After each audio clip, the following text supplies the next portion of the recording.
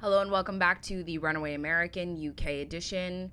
It's your girl Kelly back with another video. Thank you so much to my Buy Me a Coffee supporter who requested this video. Gary, I'm so sorry it took so long. I was trying to get like long ones out of the way, short ones out of the way, and then the 20-minute one just fell into the cracks. I'm so sorry, but it's here. This is wrecking and trolling the Germans with a wooden plane, DH.98 Mosquito. Obviously, I've been watching a lot of like wartime documentaries on this channel. I'm really enjoying them. So let's check this out. I have no idea what it entails, but I'm excited to find out. Here we go. In 1941, the British government finally and reluctantly agreed to let a speed freak build their next warplane. And this man took two 1,600 horsepower engines, stuck them inside of a wooden airplane, and things immediately got out of hand in the best way possible. Today we're talking about the DH.98 de Havilland Mosquito.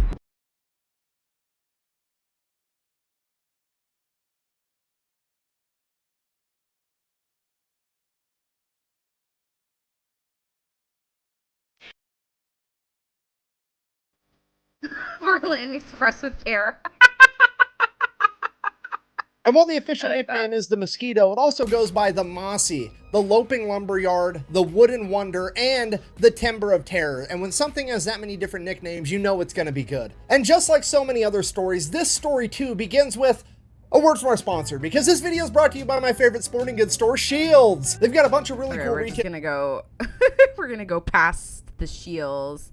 Also, I've never ever in my life heard of this. He just got married, and he has spent his entire life working on, building, and designing cars and motorcycles. But now, they're just not fast enough. There's this new thing out, airplanes, and they can go even faster. So naturally, he's got to get him one of those. The only problem is, building a plane, as I'm sure you can imagine, costs a lot of money, even back then when they were just biplanes. So where's he going to get all this money? Well, he's going to do exactly what any self-respecting man would do. He's going to go to grandma for a 0% interest loan. And when I say a 0% interest loan, I mean he goes to his grandmother and asks for a, and I quote, advance on his inheritance. Straight up, Grandma, you need to fucking die or front me the money because I'm trying to make history over here. So Grandma, being the gangster that she is, decides that she's going to give little Geoffrey £1,000 for his airplane project. Now, full stop. £1,000, you're like, oh, $1,000, that's a lot of money. No, this is 1909. £1,000 back then is equivalent to like almost $200,000 American, Grandma okay? was rich. Like, Grandma is apparently loaded. Yeah. So he gets all this money and he begins designing and making his own airplane. And after 2 long years, the day finally comes that his airplane is finished and it's finally ready for its first flight. So he hops in, takes his plane up into the sky, and everything goes absolutely perfect right until he crashed it. The plane is completely destroyed, and like every other speed freak and race car driver I've ever met in my entire life, de Havilland just crawls out of the wreckage and was like, that's fun, let's do that again. He then proceeds to make his very own aircraft manufacturing company. Fast forward a couple of decades, de Havilland owns a very successful airplane company, and it's the early 1930s, and everybody is beginning to make their planes out of metal, but de Havilland isn't having it because he thinks that making planes out of metal is dumb. Obviously, I'm paraphrasing here, but he's basically like, metal weighs more than wood, which means that my plane is going to be slower by making it out of metal. Why on earth would I do that? To which the entire aviation community basically yells at the guy like, well, metal is stronger than wood, duh. And he's like, fucking, it's an airplane. What? Just don't run it into shit. It'll be fine. If you want strong, go build a tank. What are we even talking about here? Have you ever seen a fucking squirrel with knight's armor on? No, it doesn't make any fucking sense. So de Havilland's like, fine, I'm just going to have to prove it to these people. In 1934, they're going to have the McRobertson Air Race. It's 11,200 miles from England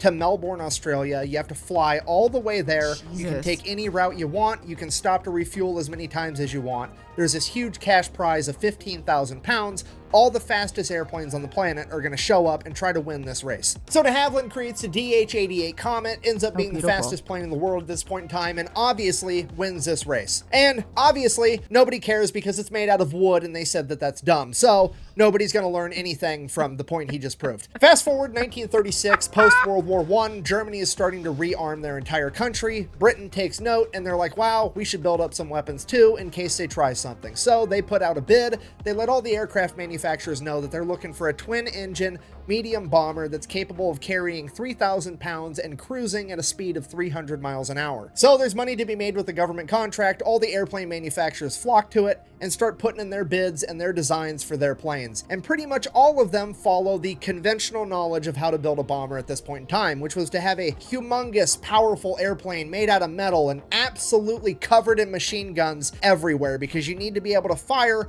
in all directions to fight off all the fighter planes that are going to try to shoot you down. And absolutely everybody follows that basic outline except for de Havilland. He decides that he's going to build a plane using a completely different ideology from everybody else. Instead of having a plane that's going to have armor and machine guns and be able to win a firefight in the air against other fighter planes, he's just going to avoid the firefight altogether. Because at the end of the day, the bomber's job isn't to shoot down fighter airplanes, it's to deliver the bomb. He's going to get rid of all the armor, all the machine guns, all the defensive countermeasures that other bombers have, and use all of his efforts to try to get this plane as fast as possible to just be able to outrun the firefight. Because you know what's better than getting shot at and having body armor on? Not getting shot at. Realizing that an ounce of prevention is worth a pound of cure, he's going to make this plane as fast as possible. And to do that, he's going to make it out of wood. Again. So he builds his wooden bomber. He then proceeds to take the most powerful aircraft engine on the planet, the Merlin, and sticks 2 of them inside of this thing. And this aircraft is the fastest warplane on the planet. With a cruising speed of 325 miles an hour and a max speed of almost 400 miles an hour, this thing is absolutely untouchable, and that's not even the impressive part. It's the manufacturing process where de Havilland's idea stands head and shoulders above the competition. You have to remember, they're going into World War II. Plastic wasn't widely used yet,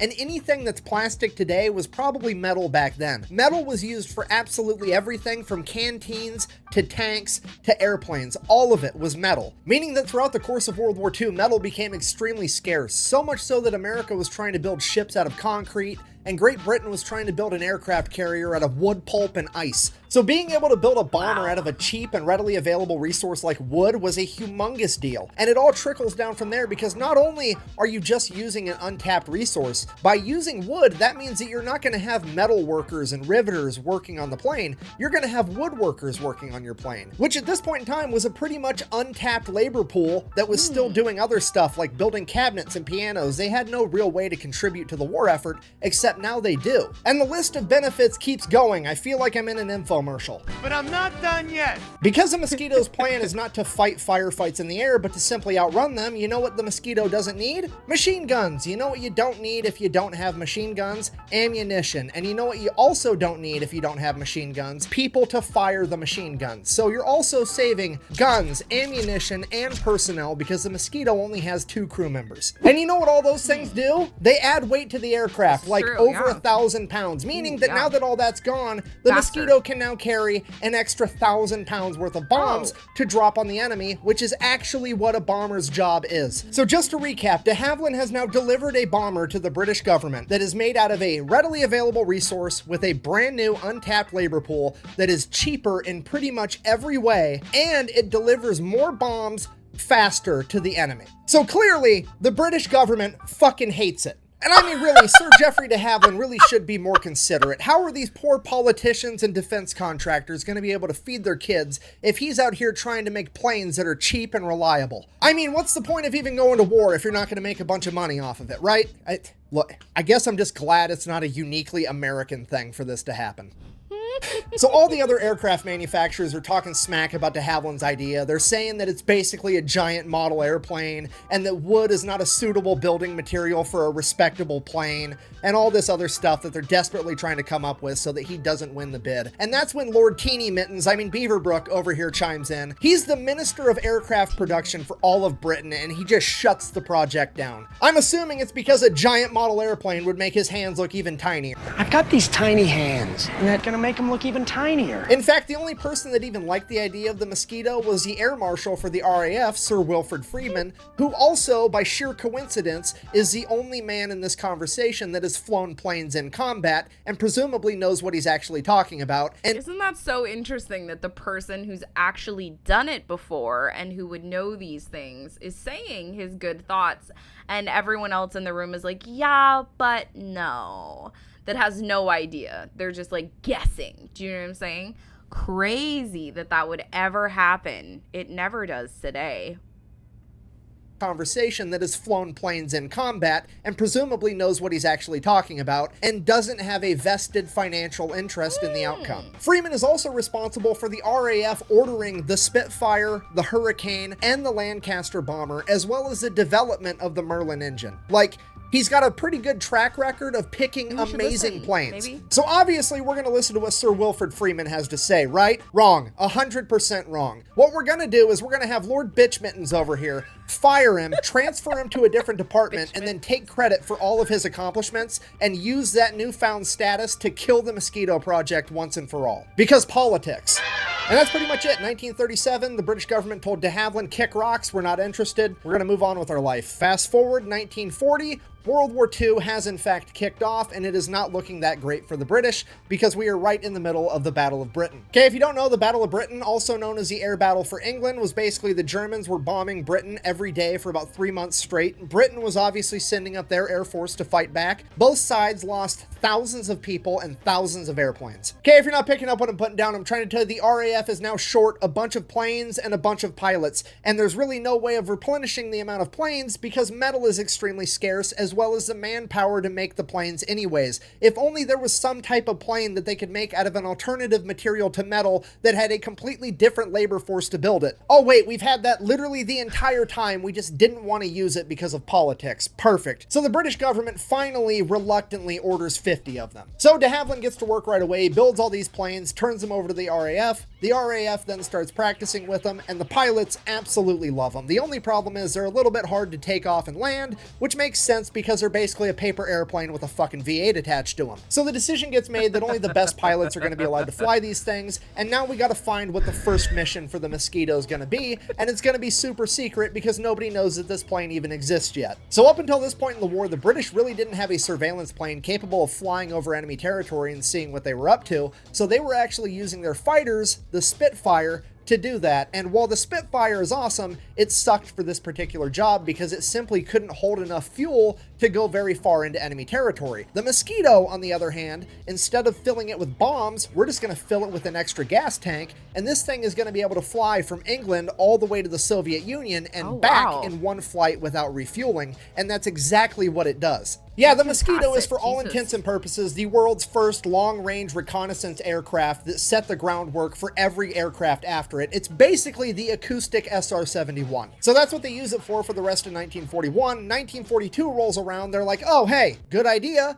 This thing can hold 4,000 pounds worth of ordnance. What if we just did one 500-pound bomb and some extra fuel tanks, and then we could bomb super deep into enemy territory? And that's exactly what they're going to do. Brilliant. Operation Jericho, a bunch of wooden wonders are going to low-level penetrate deep into enemy territory and deliver a payload. Try saying that with a straight face. So a bunch of Mosquitoes take off to Norway. They are going to bomb Gestapo headquarters with 500-pound bombs. They fly all the way there above the ground and or ocean at like 100 feet, make it there more or less completely undetected, and bomb Gestapo headquarters. The only problem was, because they were so low to the ground, they decided that they were going to extend the fuse time on the bombs because they don't detonate on impact, they detonate on a timer. So they extended the timer to 11 seconds to allow the planes to get out of the blast radius of the bomb. So they went ahead and they dropped the bombs. The bombs were a direct hit on the Gestapo building. The only problem was the fuse was a little bit too long, and a 500-pound bomb traveling at like 400 miles an hour apparently has enough force in it to go through one wall, through the building, and out the other wall, and all 4 of the bombs did exactly that, flying completely through the building before detonating. So the mission failed successfully. Did they accomplish their goal? Not really, but they did prove that the Mosquitoes were pretty much unstoppable and very accurate. So now they're going to begin using the Mosquitoes to nuisance bomb Germany. Every night they're going to begin sending out swarms of Mosquitoes to bomb Germany on their own home turf to begin weakening their morale. And with the Mosquitoes, this works for some reason way better than any other plane was ever able to do it. Like, the Mosquitoes rarely ever get caught when they're dropping bombs. So they're kind of like, okay, well, let's try a bigger bomb then. And the RAF starts using the Mosquito to drop the 4,000-pound blockbuster bomb on Berlin. They then proceeded to do that every single night for 220 nights straight, earning it the nickname the Berlin Express. And then somebody at the RAF finally puts together the fact that maybe the Mosquitoes are so successful at not getting caught on their bombing runs, not necessarily because it's nighttime and not necessarily because they're really fast, but because they're made out of wood, and wood doesn't give give off nearly as strong of a radar signature as metal does, which means it stands to reason that they would have just as much success bombing during the day as they would at night, which if successful is going to be extra demoralizing because at this point in time, everybody understands that there's never bombing raids during the daylight because the fighter jets would be able to take them out immediately. But in the case of the Mosquito, if they don't get picked up on radar, nobody might scramble the fighter jets until it's too late. So the RAF, with their immaculate sense of British humor, realize that this is a very rare opportunity to troll the enemy that they cannot afford to waste. So British intelligence finds out that January 30th, 1943, the Nazis are going to be holding a humongous rally to celebrate their 10-year anniversary of coming to power. It's going to be huge. Hitler's right-hand man, Hermann Göring's going to be there giving a big speech. They're going to put the entire thing out on the radio waves so the whole country can hear it. It's going to be a huge morale boost to the Nazis. And it probably was right up until the RAF sent out the Mosquitoes and bombed all of the broadcasting towers for Berlin, so the entire country just got to hear explosions, screams, and then the radio cut out forever. And then the British turned it into an entire really funny. Oh, it's like, yeah, like hearing screams and bombs is not great, but also that is fantastic that they chose to do it like that. Very British of them. Well, they're British, so that makes sense. Thing, because not only are we hitting you on your own home turf in broad daylight, it's also in a wooden plane. So the Nazis are absolutely furious. They want to retaliate, so they ramp up air raids on Britain. The only problem is they can't really pull them off in daylight, but it is 1943, so they have figured out how to put radar in their individual fighter planes, meaning that the night raids are going to be far more successful than they ever were before. Or so they thought, because guess what? The British have a plane that's pretty much immune to radar. So they take the Mosquito bomber and they turn it into the bomber fighter by putting 4 20mm machine guns in the nose, plus another 4 Browning machine guns in the nose, and then send them out as night fighters, and they proceed to absolutely wreck the Luftwaffe in night combat because they can't be seen by radar and they have radar to see them. Then, after seeing how incredibly good the Mosquito was at night fighting, the RAF had another brilliant idea. What if they sent out a bunch of Mosquito night fighters to wait above German airfields and then sent out regular bombing raids with regular bombers, and when those bombers got picked up on radar, they would scramble the German fighters to go up and intercept them, but the Mosquitoes would already be above them and literally spawn kill the Germans the second they got in the air. Not only did this work, it virtually shut down the Luftwaffe's ability to operate at night altogether, and the British were able to bomb Germany completely unopposed. At this point, Hermann Göring is sitting in his office like...